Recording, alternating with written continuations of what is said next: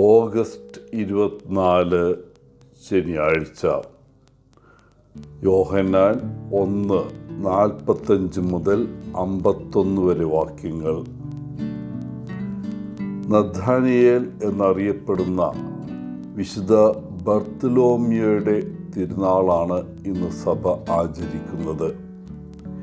യേശുവിൻ്റെ 12 അപ്പോസ്തലന്മാരിൽ ഒരാളായിരുന്നു അദ്ദേഹം. അഗാധമായ വിശ്വാസത്തിനും സുവിശേഷം പ്രചരിപ്പിക്കുന്നതിലുള്ള പ്രതിബദ്ധതയ്ക്കും അദ്ദേഹം പ്രശസ്തനാണ്. ഇന്നത്തെ സുവിശേഷം ബർത്തലോമ്യയെ ആദ്യം പരാമർശിക്കുന്നത് ഫിലിപ്പോസ് അവനെ യേശുവിന് പരിചയപ്പെടുത്തുമ്പോഴാണ്. കാപട്യമില്ലാത്ത ഒരു മനുഷ്യനായി യേശു ബർത്തലോമ്യയെ പുകഴ്ത്തുന്നു. ഗലീലിയിലെ കാനായിലാണ് അദ്ദേഹം ജനിച്ചത്. യേശുവിനെ പരിചയപ്പെടുന്നതിന് മുമ്പ് അവൻ യേശുവിനെ അറിയുകയോ അല്ലെങ്കിൽ അവനെക്കുറിച്ച് കേൾക്കുകയോ ചെയ്തിരിക്കാം. യേശു അവനെ വിളിച്ചപ്പോൾ അവനെക്കുറിച്ച് യേശുവിന് എത്രമാത്രം അറിയാമെന്ന് അവൻ ആശ്ചര്യപ്പെട്ടു. ഈ കണ്ടുമുട്ടൽ അവൻ്റെ വിശ്വാസത്തെ ശക്തിപ്പെടുത്തുകയും ഒരു അപ്പോസ്തലനായി യേശുവിനെ അനുഗമിക്കാൻ നയിക്കുകയും ചെയ്തു. യേശുവിൻ്റെ പുനരുദ്ധാനത്തിനും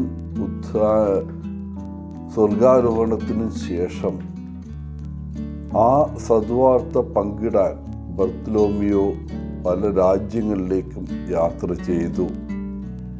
ഇന്ത്യ, അർമേനിയ തുടങ്ങിയ സ്ഥലങ്ങളിലേക്കും ഒരുപക്ഷെ മറ്റ് പ്രദേശങ്ങളിലേക്കും അദ്ദേഹം പോയിരുന്നുവെന്ന് പാരമ്പര്യം പറയുന്നു. അവൻ യേശുവിനെക്കുറിച്ച് പ്രസംഗിക്കുകയും അനേകരെ വിശ്വാസത്തിലേക്ക് കൊണ്ടുവരികയും ചെയ്തു. വിശുദ്ധ ബർത്തലോമ്യയുടെ ഇന്ത്യയിലെ ദൗത്യത്തെക്കുറിച്ച് 2 പുരാതന സാക്ഷ്യങ്ങൾ നിലവിലുണ്ട്.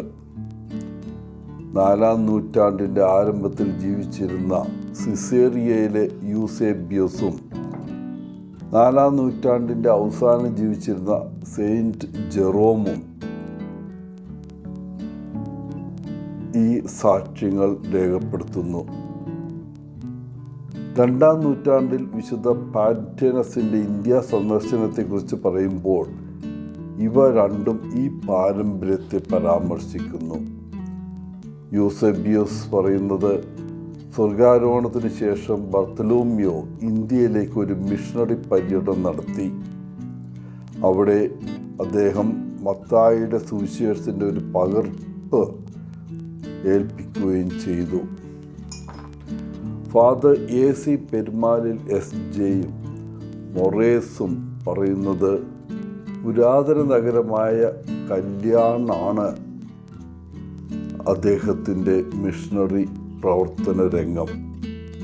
ഇന്നത്തെ കൊങ്കൺ തീരത്തെ മേഖലയാണ് ഇത്. വിശുദ്ധ ബർത്തലോമ്യോ നിരവധി വെല്ലുവിളികൾ നേരിട്ടെങ്കിലും തൻ്റെ വിശ്വാസത്തിൽ ഉറച്ചു നിന്നു. ഒടുവിൽ വിശ്വാസങ്ങൾക്ക് വേണ്ടി രക്തസാക്ഷിയായി അദ്ദേഹം മരിച്ചു. ഇന്ന് അദ്ദേഹം ഒരു വിശുദ്ധനായി ആദരിക്കപ്പെടുന്നു. ഓഗസ്റ്റ് 24 അദ്ദേഹത്തിൻ്റെ തിരുനാൾ സഭ ആഘോഷിക്കുന്നു. വിശ്വസ്തമായ ജീവൻ നയിക്കാൻ ആവശ്യമായ ധൈര്യത്തിൻ്റെ ഓർമ്മപ്പെടുത്തലാണ് വിശുദ്ധ ബർത്തലോമ്യോ അല്ലെങ്കിൽ നഥാനിയേൽ. യേശുവിനെ വന്ന് കാണാനും അവൻ്റെ അപ്പോസ്തലനാകാനുള്ള ആഹ്വാനമാണ് നഥാനിയേലിൻ്റെ വിളി. നഥാനിയേലിനോട് യേശുവിനെക്കുറിച്ച് പറഞ്ഞത് ഫിലിപ്പ് ആയിരുന്നു. മറ്റുള്ളവരെ സുവിശേഷം അറിയിക്കുന്ന ഫിലിപ്പോസിനെ പോലെ നമുക്കും ആ ക്ഷണം സ്വീകരിച്ച് യേശുവിനെ ദൈവപുത്രനായി അംഗീകരിക്കാം. നാം യഥാർത്ഥത്തിൽ വിശ്വസിക്കുന്നുവെങ്കിൽ മഹത്തായതായി കരുതുന്നതിനേക്കാൾ മഹത്തായ കാര്യങ്ങൾ കാണുമെന്ന് യേശു വാഗ്ദാനം ചെയ്യുന്നു. പ്രിയപ്പെട്ടവരെ, യേശു സ്വർഗത്തിലേക്കുള്ള ഗോവണിയും വാതിലുമാണ്.